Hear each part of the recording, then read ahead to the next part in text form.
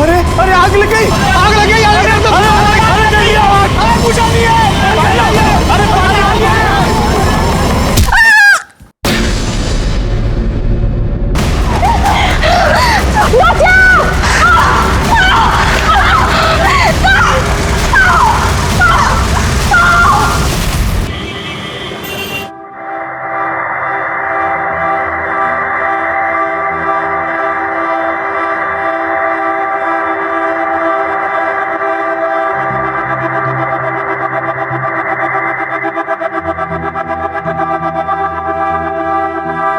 दुल्हन के माता पिता कहाँ हैं?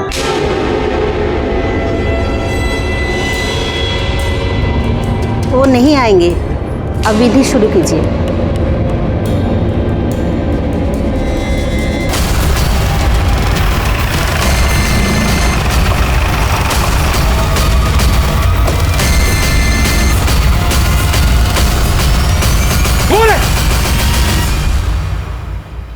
कमीना कहीं का हमारी बेटी को जबरदस्ती उठाकर शादी कर रहा है। नहीं सर, रुक्मिणी अपनी मर्जी से शादी कर रही है ये। अरे काहे के पीछे हटिए, हम है ना यहाँ। तुम बताओ, ये शादी तुम्हारी मर्जी के खिलाफ हो रही है? नहीं सर, ये शादी हम अपनी मर्जी से कर रहे हैं। अरे काहे की मर्जी? सर, ये हमारी नाबालिग बेटी को बहला फुसला रहा है। नहीं सर, हम नाबालिग नहीं है। हमने 2016 में 10वीं पास की थी। ये देखिए, हम 19 साल के हैं। अरे ये सर्टिफिकेट सब झूठा है सर। आप झूठ क्यों बोल रहे हैं? ये जब छोटी थी ना तो हम इसका दाखिला 5वें में करवा दिए थे सीधे। अभी 18 की भी नहीं हुई है। ए, तुम बहुत जवानी फूट रहा है तुम्हारा। अभी बताते हैं तुमको। रुकिए, रुकिए। कैसी बातें कर रहे हैं आप? आपकी बेटी है ना ये? आपके मुंह से ऐसी बातें शोभा देती हैं उसके लिए? और ये जो हमारे मुंह पे कालिख पोत रही है, इसका क्या सर?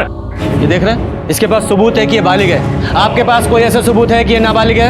अरे इसे शादी करने से कोई नहीं रोक सकता। पीछे हटाइए ना, आप भी पीछे हटिए। चलिए, आप कीजिए।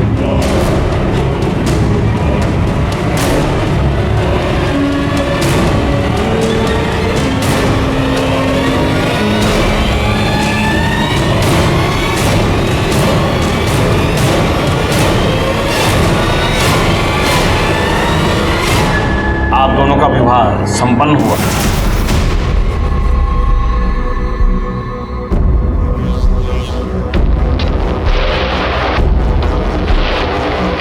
देखिए, हम समझ सकते हैं कि आपको बहुत तकलीफ हुई होगी। रुक्मिणी ने आपकी मर्जी के खिलाफ शादी की है, लेकिन हम आपको आश्वासन देते हैं कि हम इसका हमेशा ख्याल रखेंगे। अगर हो सके तो हमारे नए जीवन के लिए हमें आशीर्वाद दीजिए। ये क्या कर रहे हैं आप लोग? हमारा हाथ आपके ऊपर भी उठ सकता था, लेकिन रुक्मिणी के पिता हैं। आपकी बेइज्जती करेंगे तो उसको दुख होगा। तो हमको मारेगा?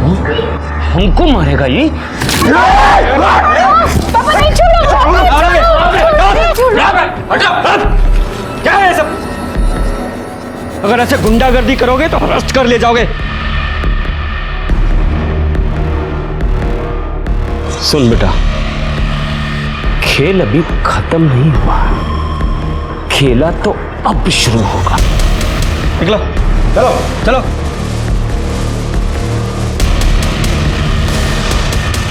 चलिए।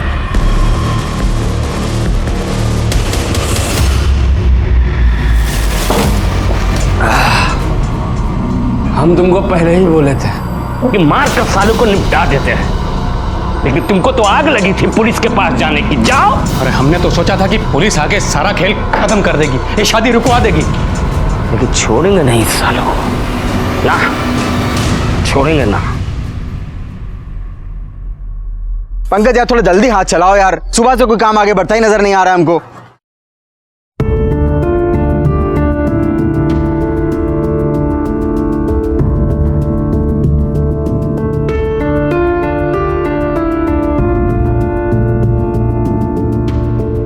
अरे देखो, मनोज भैया के मिसेज आए। ए, चलो फटाफट खाना खा के काम पे लगो।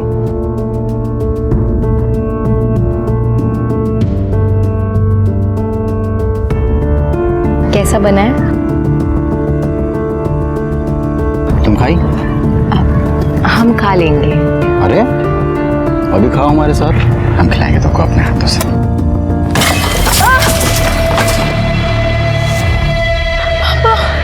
साला तुम्हारा तो ऐसी हालत करेंगे ना कि जिंदगी भर हलक से निवाला नीचे नहीं उतरेगा। हमारी बेटी को फंसाया। पापा नहीं, पापा नहीं।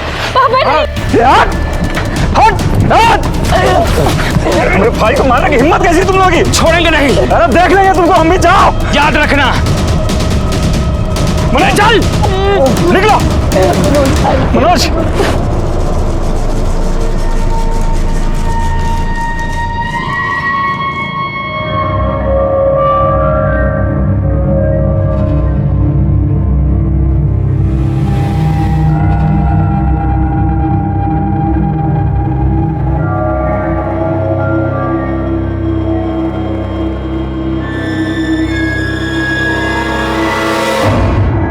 आ जाओ, एक सीट खाली, आ जाओ। ये पटेल नगर किधर पड़ेगा? पटेल नगर पास में ही आइए, मैं आपको छोड़ दूँ। अरे यार बीच में कहाँ फुदक रहा? मेरा नंबर है। अरे भाई मेरा नंबर है। अरे तू जाओ यार, दिमाग खराब कर रहा है। मैं आपको छोड़ देता हूं। मैं छोड़ दूं, आप इधर आइए। बैठ जा, बैठ जा, बैठ जा, बैठ जा, बैठ जा, मैं छोड़ रहा हूं।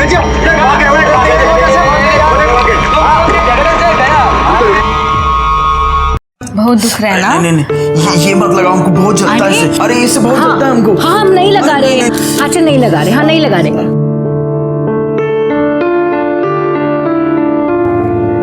अरे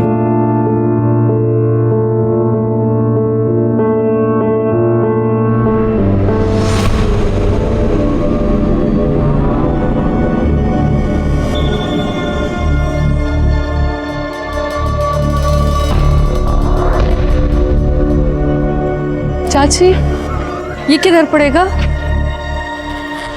बेटा ये आगे जाके दूसरी गली और तीसरा मकान।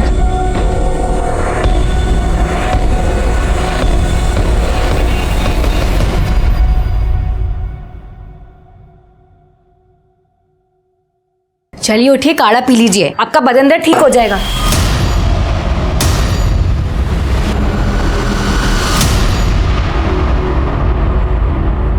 लो भाई सामान ले आए, खड़ा धनिया नहीं मिला।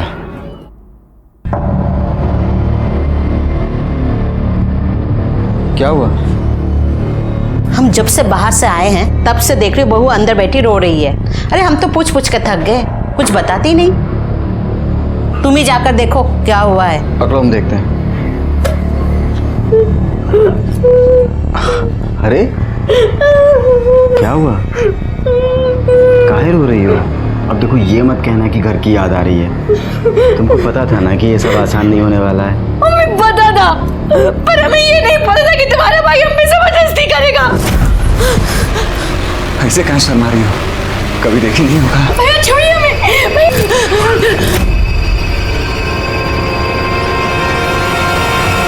पागल हो गई है क्या? हमारा भाई हमारे लिए भगवान से भी बढ़कर है, उसके ऊपर इल्जाम लगा रही है तू। हम इल्जाम नहीं लगा रहे, हम सच बोल रहे हैं। झूठ बोल रही है। हम तो बीमार है, बाहर सो रहे थे। अच्छा हम झूठ बोल रहे हैं? जब गंदा काम करने में शर्म नहीं आई तब मारने में काहे आ रही है?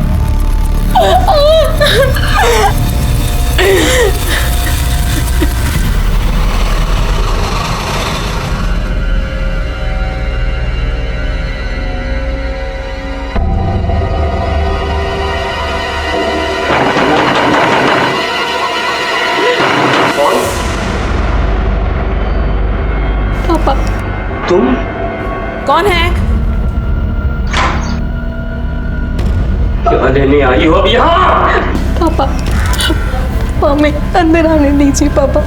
देखिए उसे अंदर आने दीजिए, हम आपके हाथ जोड़ते हैं। अब और कितना तमाशा करेंगे आप?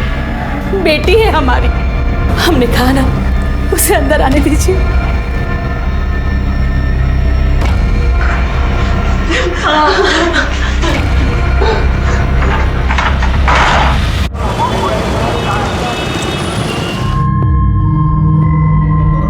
तुम्हें ऐसा बहू पर हाथ नहीं उठाना चाहिए था। हाँ तुम सुनी ना वो क्या बोल रही थी? भैया प्लीज ले आओ ना भाभी को।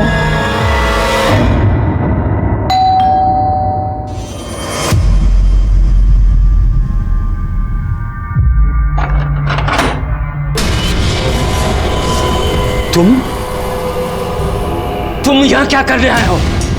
चले जाओ यहाँ से, नहीं तो यही जिंदा जमीन में गाड़ देंगे।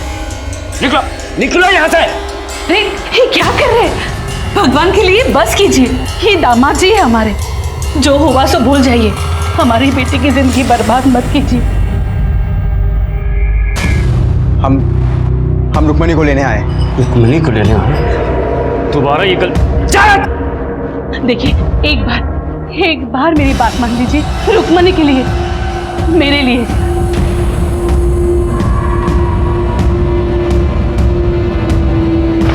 अरे सुन, हम सब कुछ भूलने को तैयार हैं, लेकिन एक शर्त पर। हमारी बेटी को दोबारा मत रुलाना। उसकी आंखों में आंसू नहीं देख सकते। अरे माना कि हम दिल से कठोर हैं, लेकिन बाप हैं उसके। तुम क्या देख रही हो? अरे दामाद जी पहली बार आए हैं, कोई अच्छा खाना बनाओ।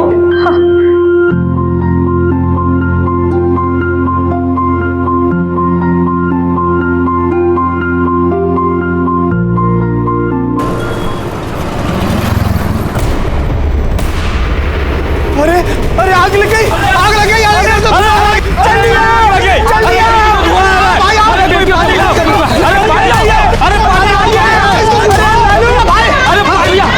अबे हमारे बेटियों से भाग के कमरे में आग लगी।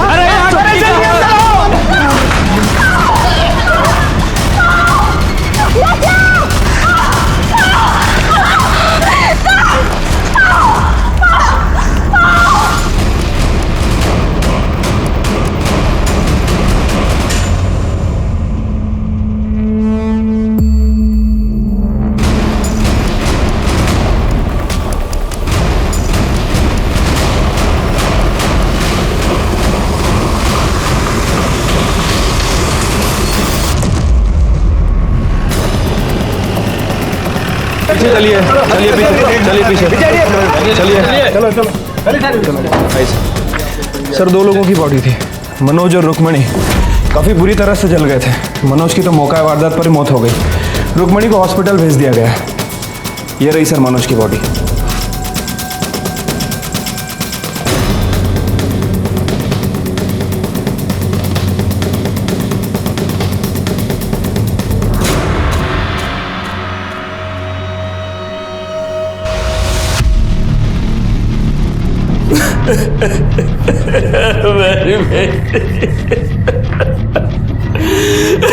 मार डाला अपने जवाई को, ले लिया बदला? नहीं सर, हमने कुछ नहीं किया। हमने तो उन्हें माफ भी कर दिया था। वो दोनों यहाँ क्या कर रहे थे? रुक्मिणी 1 दिन पहले यहाँ आई थी, तो शायद मनोज ने उसे थप्पड़ मार दिया था, तो वो चिढ़कर हमारे घर आ गई। और मनोज ने उसे थप्पड़ क्यों मारा था? हमें क्या पता था। रुक्मिणी की माँ ने भी उससे पूछा, लेकिन उसने कुछ नहीं बताया।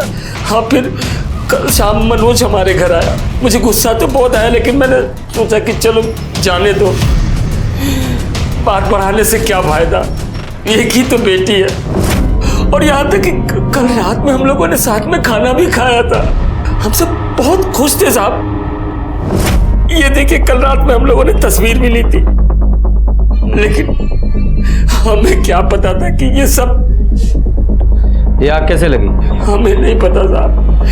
हम तो रात में सो रहे थे, तभी रुक्मिणी के कमरे से चीखने की आवाज आई। फिर उसके कमरे से धुआं निकलने लगा। पड़ोसी आए और उन्होंने दरवाजा तोड़ा, और उसके बाद। सच बोल रहा हूँ? सच बोल रहा हूँ। पर दिखाई नहीं दे रहा, क्योंकि मनोज से तो तुम बहुत नफरत करते थे। लग नहीं रहा सच बोल रहे हो। सच बताओ क्या हुआ था, वरना जेल में डाल के सड़ा दूंगा। नहीं साहब, जब रात में हमारी नींद खुली तो रुक्मिणी के कमरे से लड़ने झगड़ने की आवाज आ रही थी। हमने सोचा कि चलो पति पत्नी का झगड़ा होगा, कल तक खत्म हो जाएगा। फिर हम बाथरूम चले गए। बाथरूम से जब वापस आ रहे थे तो देखा कि मनोज मिट्टी के तेल का डब्बा लेकर कमरे के अंदर जा रहा और जाकर उसने दरवाजा बंद कर लिया। हमने दरवाजा खटखटाया लेकिन उसने दरवाजा नहीं खोला। अभी कुछ सोच ही रहे थे तभी रुक्मिणी के कमरे से चीखने चिल्लाने की आवाज आने लगी। हमने दरवाजे के छेद से झांक कर देखा तो मनोज रुक्मिणी को जला दिया था साहब। फिर हमने देखा कि मनोज को भी आग लग गई है।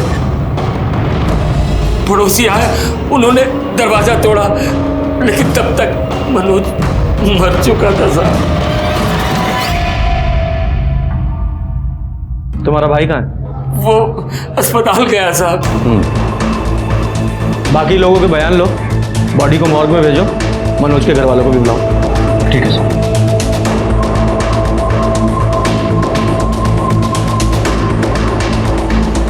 साहब एक मिनट बात करनी है आपसे। बोलिए। हमारा नाम सूरज है।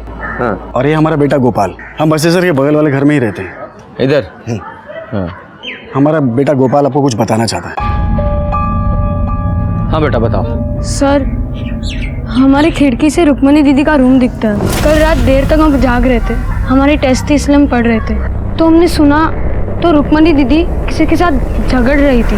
हमने देखा भी तो वो कोई आदमी था, उसने डब्बे से उनके ऊपर मिट्टी का तेल डाल दिया और गुस्से में उनको जला दिया, पर उन पे भी आग लग गई। वो तो बाहर भाग रहे थे, मैंने ही जाके पापा को जगाया था। साहब हम तुरंत दौड़ के बाहर आए थे और तब तक तो। बेटा हाथ इधर लाओ। इतने बुरी तरीके से किसने मारा था? वो मास्टर जी ने। इतने बुरी तरीके से? अगर तुम चाहो तो उनके खिलाफ कंप्लेन कर सकते हो, मैं कार्रवाई करूंगा। साहब शिकायत की कोनो जरूरत नहीं है। अब ये बच्चा है, गलती हो गई इससे, होमवर्क नहीं किया तो मार तो पड़ेगी। होमवर्क किया करो। हाँ? तो सर इन लोगों के हिसाब से पति और पत्नी के बीच में झगड़ा हुआ।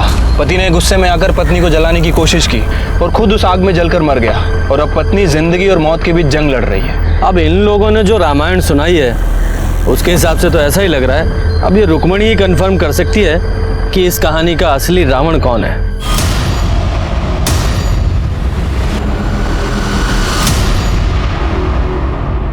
सर रुक्मणी कुछ भी बता नहीं सकती, वो कुछ बोलने की हालत में है ही नहीं। उसका बदन पूरी तरह से जल चुका है, अभी बेहोश है।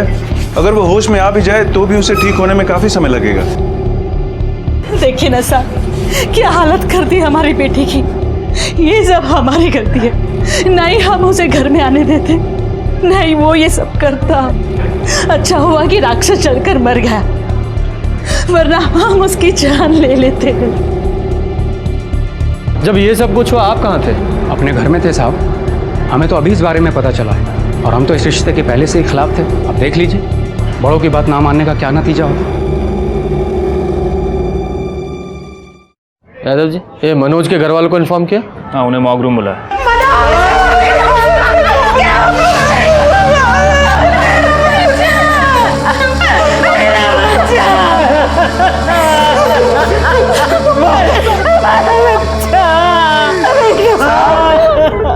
उस प्रोसेसर ने हमारे भाई को मारा साहब, छोड़िएगा मत साहब उसको। आप शांत हो जाइए। देखिए बॉडी में तो और कुछ बचा नहीं है, लेकिन हमें बॉडी में एक कड़ा मिला है। आप पहचानते हैं इसे? साहब ये कड़ा मनोज का साहब, उसके पिछले जन्मदिन पे हम उसको गिफ्ट में दिए थे साहब। साहब ये सब कुछ उस रुक्मिणी के बाप ने किया साहब। उसने हमारे भाई मनोज को मार डाला साहब। मंदिर में देखा था ना आपने, कितना गुस्सा भरा था उसके अंदर। और उसके बाद मनोज जिस कंस्ट्रक्शन साइट पे काम करता था वहां अपने गुंडों के साथ पहुंच गया था। वो तो ठीक टाइम पर मैं और कुछ लेबर आए तो बीच बचाव किया, नहीं तो हमारे भाई को उसी दिन मार डालता वो साहब। जब इतना गुस्सा भरा था तो अचानक मान कैसे गया वो? जब इस बसेसर ने मनोज के साथ कंस्ट्रक्शन साइट पे मारपीट की थी तो आप लोगों ने पुलिस कंप्लेन क्यों नहीं की? हमने उससे कहा था बात ना बढ़ाए, रिश्तेदारी वाली बात थी। अब बेटी भाग जाएगी तो गुस्सा तो आएगा ना। इतना गुस्सा कि हमारे बेटे की जान ही ले ली। ये रुक्मणी के घर वालों ने हमें बताया कि मनोज ने रुक्मणी के साथ कुछ मारपीट की थी और इसलिए वो अपने मायके आ गई थी। ये बता सकते हैं पति पत्नी में किस बात को लेकर झगड़ा हुआ था? साहब पति पत्नी तो लड़ते रहते हैं, कौन सी बड़ी बात है। और मनोज थोड़ा गुस्से वाला था और रुक्मणी बहुत जल्दी चिढ़ जाती थी। बात क्या हुई थी साहब, हमें कुछ नहीं पता। हमें बिन बताए उसने गुस्से में अपने मैके जाके बैठ गई। साहब हमने मनोज से कहा था उसे मना ले आए। साहब हमें क्या पता था, हम खुद ही मेरे बेटे को मौत के मुंह में भेज गए। क्या फिर से नौकरी छोड़ दी? तुम्हारे पैर में चक्री लगी है क्या? किसी नौकरी पे टिकते ही नहीं हो। तुम उसकी छोड़ो, वो मैं देख लूंगा। हाँ, बाद में बात करता हूँ। मेरे छोटे भाई को ना पहले मेरी शादी करनी है, फिर नौकरी करनी है। सही तो कह रहा है सर। अच्छा, तुम भी उसी का साथ दोगे? अपडेट बताओ। सर ये मनोज की पीएम रिपोर्ट है सर। बॉडी 80% जली हुई थी सर, और बॉडी पे कहीं भी कोई एक्सटर्नल इंजरीज और ट्रॉमा के निशान नहीं है। यादव जी, ये मनोज के घर वालों का कहना है कि मनोज काफ़ी गुस्से वाला था जी, और ये रुक्मणी ये भी काफ़ी शॉर्ट टेम्पर्ड थी। तो हो सकता है उस रात रुक्मणी और मनोज का झगड़ा हुआ हो और गुस्से में मनोज ने रुक्मणी को जला दिया और गलती से उसी आग में खुद जलकर मर गया। तो इस हिसाब से रुक्मणी विक्टिम और ये मनोज कल्प्रिट। पुरानी कहावत है, जो दूसरों के साथ बुरा करता है वो खुद मुसीबत में पड़ जाता है, और इस केस में भी हमें कुछ ऐसा ही लगा था। सर्कमस्टेंशियल एविडेंस और गवाहों के बयानों के बाद हमें यकीन हो गया था कि असली गुनहगार मनोज त्यागी ही था। उसने ही अपनी पत्नी रुक्मणी को जलाकर मारने की कोशिश की थी, जिसमें वो खुद जल गया था।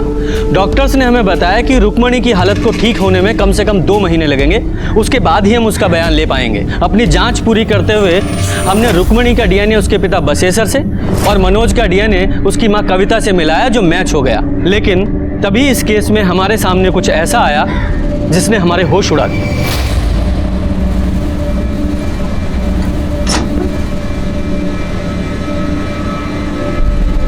सरोज, जल्दी नीचे आ सरोज। अरे कहाँ रह गई थी सरोज? जी अम्मा जी, वो हम छत पर ना कपड़े सुखा रहे थे। अच्छा सुन, बाहर बिरजू आया है, उसका हिसाब देख ले जरा, ठीक है? अच्छा सुन, 1 मिनट रुक। मुझे लगता है थोड़ा हिसाब उसका और बनेगा, तो तू एक काम कर, तू ये सारे पैसे ले जा, ठीक से हिसाब कर और बचे हुए पैसे लेके आ। चल जा। काय टुकुर टुकुर देख रही है? बाहर जा, जा अपना काम कर। अम्मा जी, हम कह रहे हैं ये लड़की कुछ ठीक नहीं लगती हमको। अरे बेफालतू का ना सब पे शक करता रहता है। अच्छी लड़की है वो। बताइए। 12 बोरी आलू की लेकर के आया हूँ और अपना 1 बोरी अदरक। 1 सेकंड, 1 मिनट।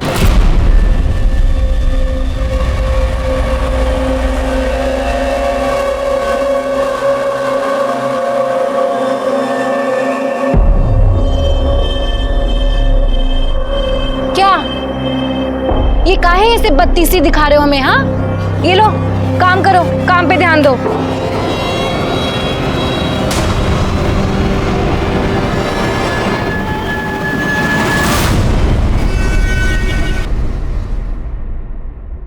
सर, बिहार के बलुआ गांव में एक जवान लड़के ने एक लड़की के साथ मिलकर वहां रहने वाली विधवा के घर लूटपाट की और उसके बाद उसकी हत्या कर दी।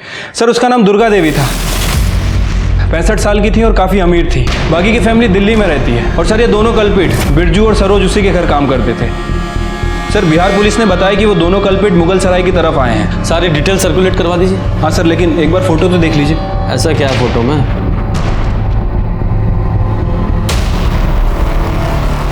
ये तो रुक्मणी जैसी लग रही है, लेकिन वो तो हॉस्पिटल में है। ये बिहार में कैसे हो सकती है? यादव जी, ये रुक्मणी की फाइल निकालो।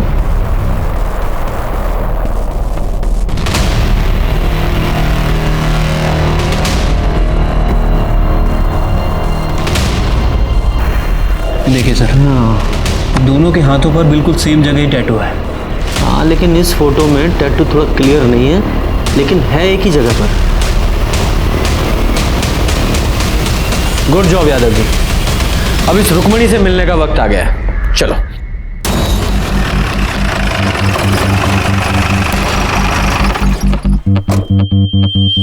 सर, आप ये सही नहीं कर रहे। देखिए, हमें पता है हम क्या कर रहे हैं।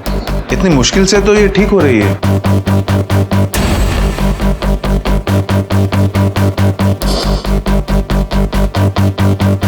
देखिए, मैंने पहले ही कहा था, अगर यहाँ पे कोई टैटू होता तो बुरी तरह से जल चुका होगा। डॉक्टर साहब, क्या कोई और तरीका नहीं है जिससे ये पता लग जाए कि पहले यहाँ टैटू था या नहीं? जी नहीं, क्योंकि स्किन के पिगमेंट्स जल चुके हैं। अब इसे पता लगाने का कोई तरीका नहीं है। एक तरीका है, बिहार चलना होगा। शायद वहीं चलकर इस सरोज और रुक्मणी की पहेली सुलझे।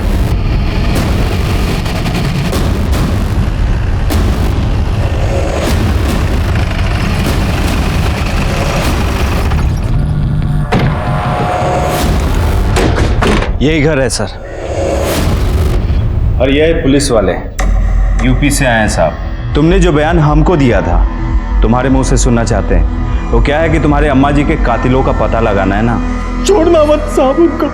हमारी अम्मा जी बहुत अच्छी थी साहब, बहुत अच्छी थी हमारी अम्मा। ये सरोज यहाँ कब से काम करती थी? साहब कुछ 35-40 दिन हुए होंगे साहब। बहुत पढ़ी लिखी थी साहब, और एकदम सीधी सादी लगती थी। अम्मा जी का तो बहुत ही ख्याल रखती थी, और अम्मा जी भी उस पर बहुत भरोसा करते थे साहब। और ये बिरजू? अम्मा जी का जमीन का बटाई होता है ना, वो बिरजू ही देखता था। यहाँ आता जाता रहता था साहब। वो हिसाब किताब भी सरोज ही देखती थी। जी सर, यहाँ पे काम करने वाले लोगों का कहना है कि सरोज और बिरजू बहुत घुल मिल गए थे। हाँ साहब, हम देखे थे, बिरजू और सरोज में बहुत नजदीकियाँ हो गई थी। अगर तुम्हें हमारी जरूरत है तो सीधे सीधे कह क्यों नहीं देते? साहब, वो जो सरोज थी ना, वो हमेशा डरी डरी रहती थी। डरी डरी मतलब? डरने की वजह तो पता नहीं, लेकिन हमेशा उसके दिमाग में कुछ ना कुछ तो चलता रहता था साहब। ये सरोज कहाँ की रहने वाली थी? पता नहीं साहब। पता नहीं? तो फिर मिली कहाँ? हम वो अप्रैल में पटना गए थे, आके देखा तो यहाँ काम कर रही थी वो। आपने सरोज के बारे में बाकी गांव वालों से बात की? जी सर, लेकिन किसी को भी नहीं पता है कि वो कहाँ से आई थी और यहाँ तक कैसे पहुँची। साहब, हम एक चीज हमेशा देखते रहे कि जब भी अम्मा जी लाकर खोलती थी ना, तो उसकी आँख खुल जाती थी। सच में हम कह रहे साहब कि सब कुछ उसका ही किया धरा है। बिरजू को भी उसी ने फंसाया साहब। साहब, वहाँ अम्मा जी का लाश लाकर के पास पड़ा था, और उस वक्त लाकर खुला था साहब। सर, फ्लावर वॉश को वेपन की तरह यूज किया गया था, जिसे हमने फॉरेंसिक में जमा करा दिया है। ये सरोज के पास कोई मोबाइल था? नहीं साहब, नहीं था। ये अम्मा और बिरजू के पास तो होगा? हाँ, उनके पास था साहब। सर, बिरजू अपना मोबाइल एक मजदूर को देके गया था, जिसमें मोबाइल डेटा इरेज था और कोई सिम भी नहीं था। सर, हमने अम्मा जी और बिरजू की मोबाइल की CDR रिपोर्ट और मोबाइल लोकेशन दोनों मंगवाई, जल्दी ही मिल जाएगी। गुड। सर, बिरजू के मोबाइल लोकेशन और मोबाइल डिटेल्स में कुछ भी सस्पिशियस नहीं है, लेकिन सर ये अम्मा जी नटवा गांव में भीमा के कांटेक्ट में थी। ये भीमा कौन है? हिस्ट्री शीटर है सर। ह्यूमन ट्रैफिकिंग के केस में कई बार पकड़ा गया, पर हमेशा बेल पे छूट जाता है। लेकिन सर, मेरी समझ में ये नहीं आ रहा है कि दुर्गा देवी उससे बात क्यों करती थी। वो भी पता चल जाएगा।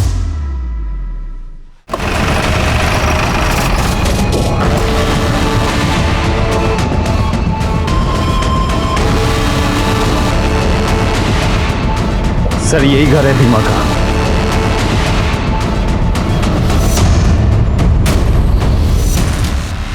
यहाँ तो ताला लगा है। कैसे पता लगाएं सर, कहाँ गया होगा?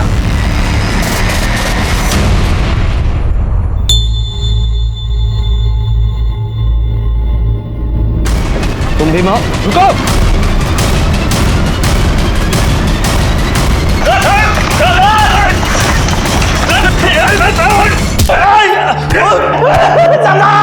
आपको कुछ नहीं पता, आपको कुछ नहीं पता साहब, छोड़ दीजिए। रुको। कितना मारते हो तुम लोग? बहुत लगा? जी साहब। अच्छा, पानी पियोगे? हाँ साहब। ठीक है, पिलाते हैं। पर पहले सच बताओ, सरोज को तो जानते हो? कौन है, कहाँ से आई थी, सारी डिटेल्स बताओ उसकी। साहब, हम कसम खा के कहते हैं, हमको नहीं पता साहब। अम्मा ना सच बोलती थी, ये लातों के भूत बातों से नहीं मानते। तुम लोग ना अपने तरीके से पूछ लो, मुझे तो ये कुछ बताएगा नहीं। साहब रुकिए साहब, बता दे साहब। अब बताते। बताओ। सब वो दरअसल वो राम लगन आदमी का फोन आया था हमारे पास। वो हमको बोला कि उसके पास एक 19 साल की एक लड़की है जो बहुत ही खूबसूरत है, उसका हाथ पैर भी ठीक ठाक है। तो सब 1 लाख में हमारा डील फाइनल हो गया। उसके बाद साहब हम 5 दिन अपने साथ ही रखे नटुआ गांव में, बस इतना ही साहब। फिर 5 दिन बाद क्या किया? वो अम्मा जी को बेच दिए थे 1.5 लाख रुपए में। ये राम लखन का जो फोन आया था मोबाइल से आया था? जी। यादव जी सर, उस नंबर को ट्रेस करो। कहाँ का रहने वाला है ये?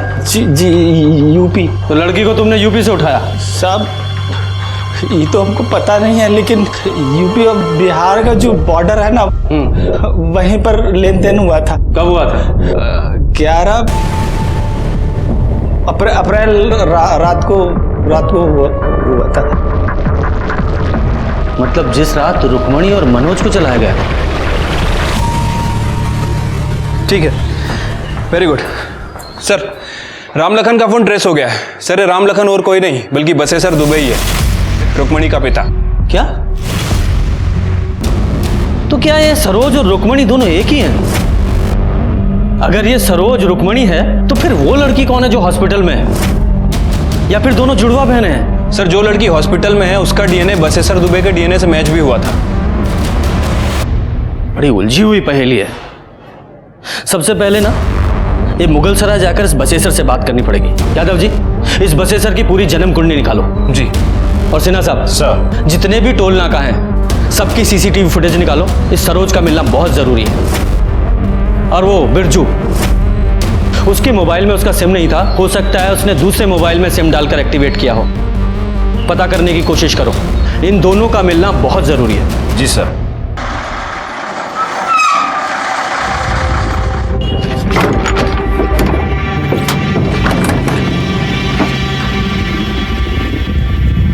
सुनिए, हम ऐसे कब तक इधर उधर भागते रहेंगे? हम जाने ये सब कब खत्म होगा। देखो तुम ज़्यादा परेशान मत हो, बस थोड़ी देर का तो बात है।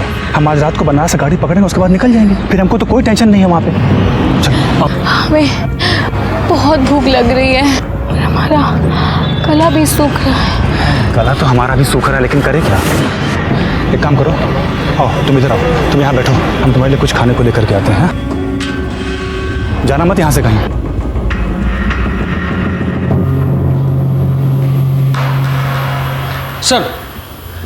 सर बसेसर के बारे में एक इन्फॉर्मेशन मिली। क्या? बसेसर की पहले भी एक शादी हुई थी किसी दुलारी नाम की औरत के साथ। उससे एक बेटी भी है, महुआ रुक्मणी से 2 साल बड़ी है। ये महुआ की कोई फोटो मिली? नहीं सर। ये दुलारी और महुआ कहाँ है अभी?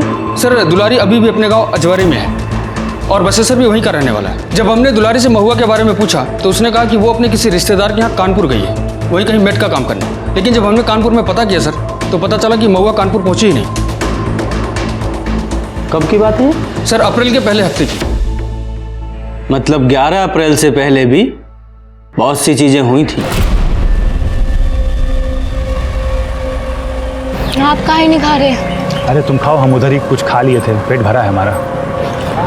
बस कितने बजे का है? शाम को 8 बजे का है। तुम खा के थोड़ा सा रेस्ट कर लो, हम तुमको जगा देंगे। कैसा गंदा मजाक कर रहे हैं आप साहब? एक तो हमारी बिटिया अस्पताल में पड़ी है वैसी हालत में, और आप कह रहे हैं हमें अपनी बेटी को बेच दिए बिहार में। पूत को तो कपूत बनते सुना है, लेकिन बाप को पशु बनते पहली बार देखा है। एक बात बताओ, अगर तुमने अपनी बेटी को नहीं बेचा तो वो नटवा के हिमा से फोन पर क्या बात करते थे? झूठ मत बोलना, तुम्हारे सारे कॉल रिकॉर्ड्स हैं हमारे पास। मना क्यों करेंगे? उससे हमारी बात होती थी, हमारे बचपन का दोस्त है, तो कभी कभार फोन पे बात हो जाया करती है। लेकिन इसका मतलब ये थोड़ी है कि उसे हम लड़की बेचे, मतलब अपनी बेटी को। तो फिर ये भीमा ऐसा क्यों बोल रहा था? कहा है कि उसका दिमाग खराब हो गया, साथ में आप लोगों का। बकवास कर रहा है तू? अरे आप ही लोग ना वो टेस्ट करवाए थे और बोले कि जो बेड में लड़की है वो हमारी बेटी है। हमारी एक ही बेटी है, और सरोज कौन है हम नहीं जानते हैं। तुम्हारी एक और बेटी है ना, महुआ, वो कहाँ है? हम नहीं जानते हैं उसे।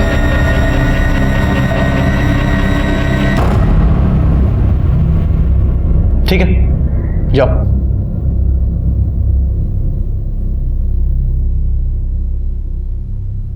यादव जी। सर। ये बहुत कुछ उलझा हुआ सा है और इसे सुलझाने के लिए इसकी तह तक जाना पड़ेगा। एक काम करो, सबके फोन सर्विलेंस पे डालो, इस मनोज की फैमिली के भी। ठीक है सर। वैसे सर अब क्या करें, हमने सीना से भी बात की है, उसे भी अभी तक कुछ पता नहीं चला है। महुआ, सरोज, रुक्मणी सब बहुत उलझा हुआ है।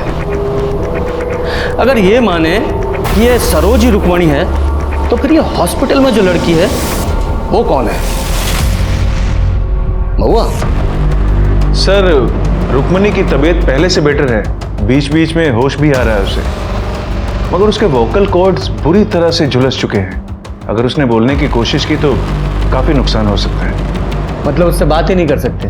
जी नहीं। इस लड़की का डीएनए इसकी माँ फुलवा से मैच कराई है। जी। हो सकता है इसी से कहानी में कोई नया मोड़ आए। आज हमारा बेटा 24 का हो जाता, शादी के बाद उसका पहला जन्मदिन। माँ, अब रो मत, आप भी तो हमारी हिम्मत हो।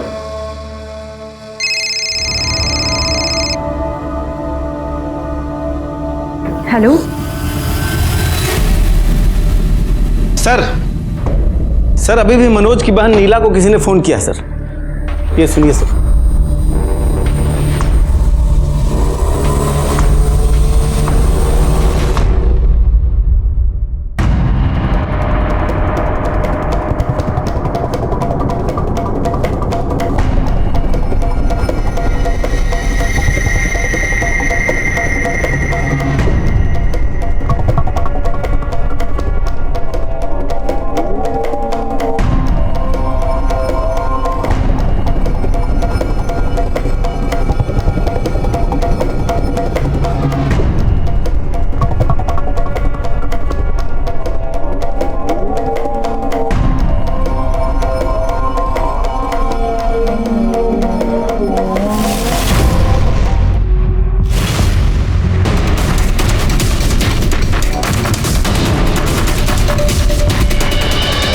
आप कैसी हो? याद नहीं रहे। सरोज, ले चलो इसे।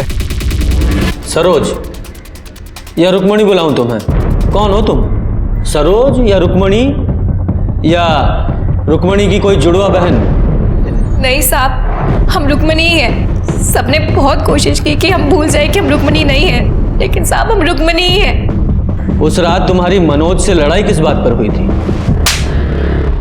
नहीं साहब, हम दोनों की तो कोई लड़ाई नहीं हुई थी। हम दोनों के बीच तो सब कुछ ठीक था। हम दोनों ने खाना खाया, उसके बाद हम सोने चले गए। फिर अचानक से आधी रात में किसी ने हमें कुछ सुंघाया और हम बेहोश हो गए। हमने भागने की कोशिश की, लेकिन कहाँ भाग रही है? कहाँ भाग रही है? नहीं, समझ नहीं आता तुमको? तुम ऐसे नहीं समझ। रुको, मैं समझाते हैं तुम। हमारे साथ रेप किया और 5वें दिन। एक बात सुन लो, हम तुमको ना अम्मा के पास भेज दिए। हाँ, भेज दिए हैं तुमको। अब से तुम्हारा नाम सरोज है। सरोज, रुक्मणी नाम को भूल जाओ। और अगर तुमने भागने का कोशिश किया ना तो पता क्या होगा? जो पूरा गांव का मर्द लोग है ना, वो तुम्हारे ऊपर छोड़ देंगे। उसके बाद तुमको और तुम्हारे मनोज को, दोनों को गोली मार देंगे। अम्मा जी बहुत अच्छी इंसान थी, वहां में कोई परेशानी नहीं थी। पर साहब, हम वहाँ कैसे रहते? हमें तो अपने पति के पास जाना था। हम मनोज से बहुत प्यार करते थे साहब। हमारे पास कोई फोन भी नहीं था जिससे कि हम मनोज को फोन कर सके। वहाँ हर वक्त हम पर सब लोग नजर रखते थे साहब। ऐसा लगता था जैसे हमें वहाँ कैद करके रखा हो। फिर हमें एक आदमी मिला वहाँ पे, बिट्टू नाम का। वो अम्मा जी की जमीन पे बटैये पे काम करता था। हमने उससे जानबूझकर दोस्ती की। हमने बिट्टू से कहा कि हमें यहाँ से भागना है। उसने कहा उसके लिए हमें पैसे चाहिए होंगे। हम दोनों ने मिलकर एक योजना बनाई की तिजोरी से सारे पैसे निकालकर हम भाग जाएंगे।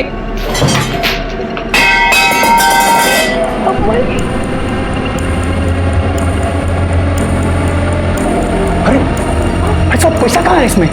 तुमने कहा बहुत सारे पैसे हैं।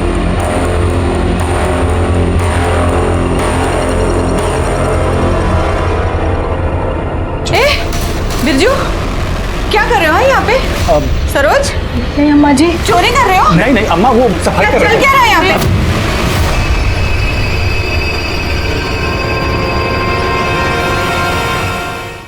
तो तुम यहाँ मुगल सराय आना चाहती थी मनोज के पास? हाँ साहब, और हमें पता चला मनोज। फिर साहब हम इधर उधर भागते रहे। हरिदासपुर बस स्टैंड पर बिरजू ने हमारे खाने में नशे की गोली मिला दी और हम बेहोश हो गए। बिरजू वो बैग लेकर भाग गया जिसमें सारे पैसे थे। फिर हमने एक आदमी के फोन से नीला को फोन किया। उससे पहले हमने कई बार मनोज को भी फोन किया था, लेकिन उसका फोन बंद था। ऊपर से बिरजू ने हमें मना किया था जब तक हम मुगल सराय ना पहुंचे तब तक हम किसी को फोन ना करें। साहब हमारा यकीन कीजिए, हमने अम्मा जी को नहीं मारा। लेकिन पैसे तो तुम्हारे पास थे।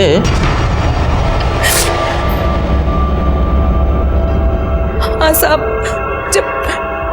जब बिरजू ने खाना खाने से मना किया तब हमें उसकी नीयत पर थोड़ा सा शक हुआ, तो हमने पैसे अपने पास छुपा लिए थे। मनोज ने तुम्हें किस बात पर मारा जो तुम मायके चली आई थी? उसके भाई राजेश ने हमारे साथ बलात्कार करने की कोशिश की थी। हमने मनोज को बताया भी साहब, पर उसने हम पे यकीन नहीं किया। सर, डीएनए रिपोर्ट आ गया।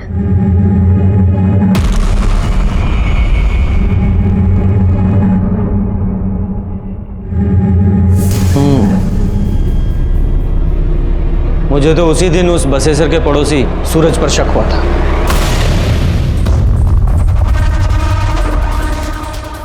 तुमने पुलिस से झूठ क्यों बोला? देखिए साहब, आप हमारे बच्चे के साथ ऐसे सवाल जवाब नहीं कर सकते। अच्छा, उस दिन तो तुम ही लाए थे ना इसे बयान दिलवाने के लिए। अब क्या हुआ? बेटा झूठ बोला था ना उस दिन तुमने। सर हमें कुछ नहीं पता था, हमने कुछ देखा भी नहीं था। वो तो पापा और बसेसर चाचा ने जो कहने को बोला था वो अपने आप को कह दिया।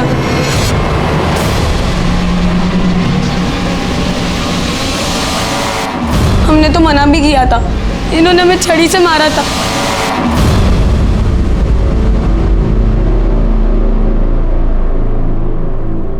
तुम्हारे खिलाफ सारे सबूत हैं हमारे पास। अब फटाफट सारी सच्चाई बताओ।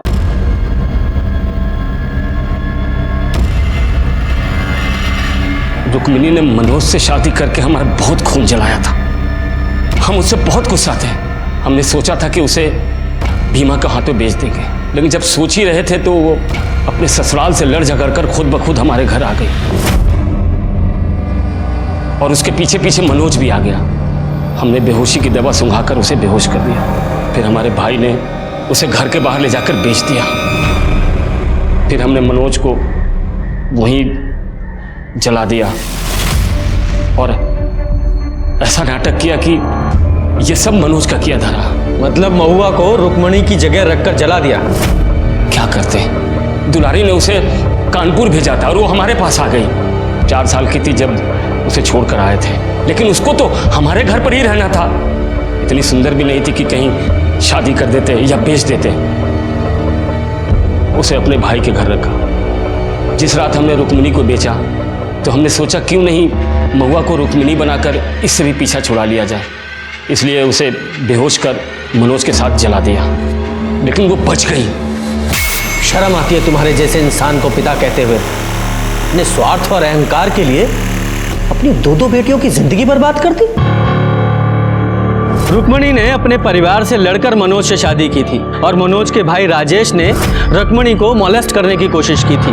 राजेश से जब हमने इसके बारे में पूछा तो उसने पहले तो इनकार किया, लेकिन कड़ाई से पूछताछ करने पर उसने स्वीकार किया कि हाँ, उसने रुक्मणी को मॉलेस्ट किया था। कुछ दिनों बाद सिन्हा ने बिहार में बिरजू को पकड़ लिया और बिरजू ने कबूल किया कि उसने ही दुर्गा देवी का खून किया था।